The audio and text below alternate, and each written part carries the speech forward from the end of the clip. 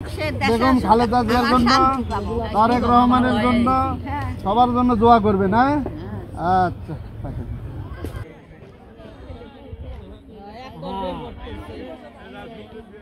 আজকে আমাদের প্রিয় নেতা দেশ নায়ক তারেক রহমান থাকলে উনি প্রতিটা মানুষের দ্বারে দ্বারে চলে যেতেন এই শীত বস্ত্র দেওয়ার জন্য এবং শীতের কষ্ট থেকে মানুষকে রক্ষা করার জন্য। অতীতে উনি এই কাজটি করেছেন। পাশাপাশি আমাদের প্রিয় নেত্রী আপসীন দেশমাতা বেগম খালেদা জিয়া আমাদের কাছ থেকে অনেক দূরে চলে গেছেন চিকিৎসা করার জন্য, লন্ডনে চিকিৎসা করার জন্য।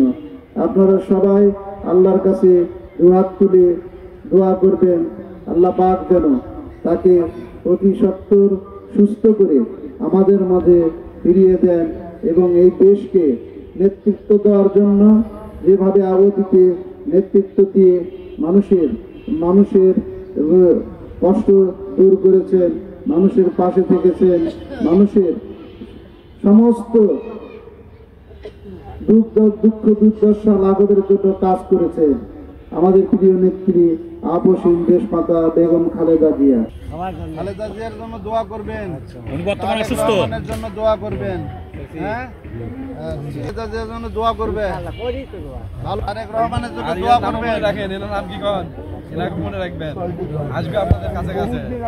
সাইবুল ভাই ওনার জন্য আল্লাহ দোয়া করবেন। আশা বসন পূর্ণ করেন।